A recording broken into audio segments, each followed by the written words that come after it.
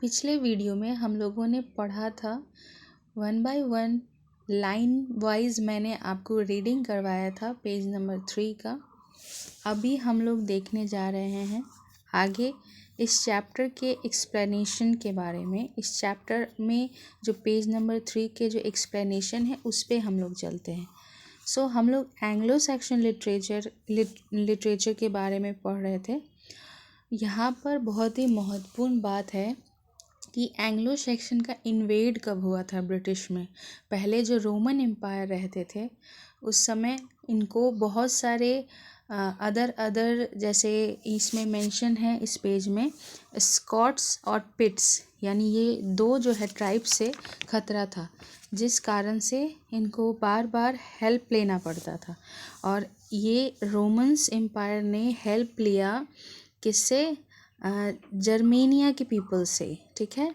और लिटरेचर जो है वो यहीं से इसकी स्टार्टिंग होती है। इस बात को समझिएगा कि लिटरेचर जो है अपने में लिटरेचर अभी जो हम लोग पढ़ते हैं इंग्लिश, वैसा इंग्लिश हमें कहाँ से मिला, स्टार्टिंग कहाँ से हुई, तो ये इसके बारे में हम इसमें डिटेल वाइज पढ़ेंगे। ये जो किंगडम है 5th सेंचुरी AD, ठीक है, 5th सेंचुरी AD में ब्रिटेन में एंग्लो सैक्सन का जो इन्वेड हुआ तो इसमें फाउंडर जो है उस एंग्लो सैक्सन के जो फाउंडर थे उन्होंने इंग्लिश कल्चर, इंग्लिश लिटरेचर का जो है ओरिजिन किया यहाँ से। और इंग्लैंड जो है, इंग्लैंड का जो नाम पड़ा है वो लैंग्वेज भी, इंग्लैंड का जो लैंग्वेज है वो जर्मेनिया से लिया गया। और ये जो जर्मेनिया है ये great body of Teutonic peoples है जो कि माइग्रेट करके रोमन एम्पायर में घुसे थे, जिन्होंने पूरी तरह से यूरोप का काया पलट कर दिया था। Around 400 years before they arrived in Britain, the Roman historian Tacitus। अब यहाँ एक इम्पॉर्टेंट बात है जो कि नोट करने वाली है। टैक्टिकस एक हिस्टोरियन थे जिनके किताब में आपको पढ़ने को मिल सकता है कि जर्मेनिक पीपल जो रोमन एम्पायर में आए वो लोगों ने क्या क्या अपने कल्चर को लाया, उन्होंने लैंग्वेज को लाया, और वो सारी बातें आपको इनके किताब टैक्टिकस जर्मेनिया में मिलेगा, ठीक है। ये याद रखिएगा।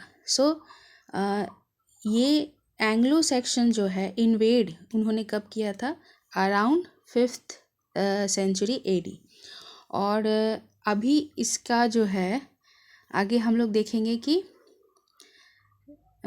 holds up the noble service as an example to decayed Rome, we can nevertheless trace in his account something of the quality of these people as they emerge out of the midst of history and legend at the period. Okay, Romans जो थे वो finally overcome कर जाते हैं और barbarians का जो है बार बार इनमें जो अटैक करने का जो मतलब वो जो अटैक कर रहे थे उसके डर से इन्होंने कुछ ट्राइब से हेल्प मांगा था, ठीक है।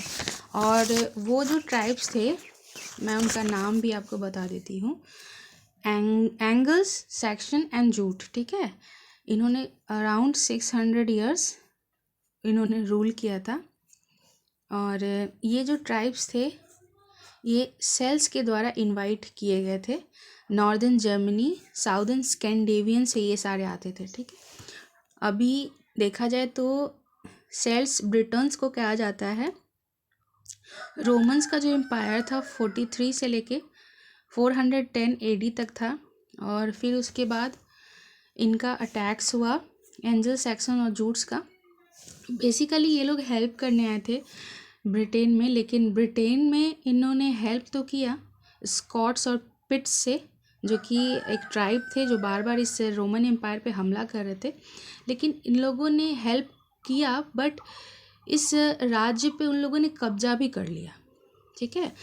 आपको बेदे जो है हिस्टोरियन 8th सेंचुरी के, इसमें आपको इनके जो बुक है इक्लेस्टिकल हिस्ट्री ऑफ इंग्लिश पीपल, इसमें ये आपको अच्छे से क्लियरली मेंशन मिलेगा, ठीक है। डार्क एज के बारे में हम लोग देख रहे थे कि इसमें लिखा हुआ है डार्क एज क्या है, ठीक है। डार्क एज जो है ये एक टर्म है अर्ली मिडिल एज का, और इसको इसको कहते हैं इंटायर मिडिल एज, ठीक है। इसमें जो है ग्रेजुअली ये फ्यूज़न बताया जाता है, बारबेरियंस और क्रिश्चियन ग्रुप का जो फ्यूज़न होता है ना वो बताया जाता है, growing together in approximately modified phase of the Greco Roman tradition, ठीक है। सो यहाँ पर बात समझिएगा कि एक तरफ रोमन्स जो है वो क्रिश्चियन हैं और ये जो बाहर से जो सारे ट्राइब्स आ रहे हैं वो अलग अलग है और वो लोग सभी मिलके बारबेरियंस नाम दिया जाता है, इनको बारबेरियंस के ग्रुप में रखा जाता है ये सभी जो ट्राइब्स है।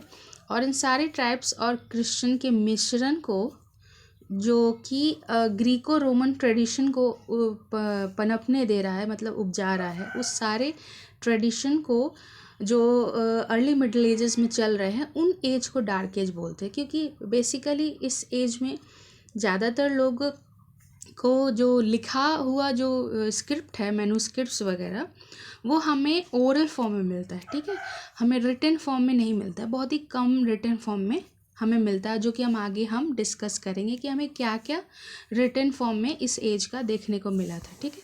सो यहाँ पर हम लोग पढ़ चुके हैं कि जैसे कि मैंने पहले बताया था, एंग्लो सैक्सन एंड जूट्स, 3 यहाँ पे ट्राइब्स का नाम लिया गया, ओके। सो होल अगर बात की जाए तो ये जो ब्रिटेन है वो 7 किंगडम में बटा हुआ था, ठीक है। सो सबसे पावरफुल जो है बोला जाता है कि सबसे पावरफुल जो है वो इसमें टोटल 7 है और सातों में यहाँ पर एंग्लो सैक्सन जूट मिला के बनाया जाता है, मतलब मिला के इसको फॉर्म किया जाता है। इसमें वेसेक्स है, एक याद रखिएगा, इम्पॉर्टेंट की बात की जाए तो वेसेक्स किंगडम काफ़ी पावरफुल है।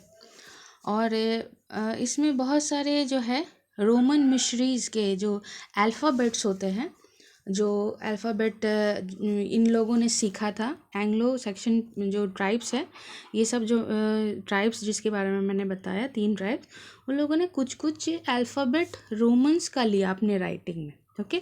आगे हम लोग नेक्स्ट क्लास में डिस्कस करेंगे पेज नंबर 4 के बारे में। सो अभी तक इतना ही। आप एक बार और अगर वीडियो नहीं समझ में आए तो एक बार और आप वीडियो को रिवाइंड करके देख लीजिए 2-3 बार, आपको क्लियर हो जाएगा कि मैं क्या बताना चाह रही हूँ। Thank you so much.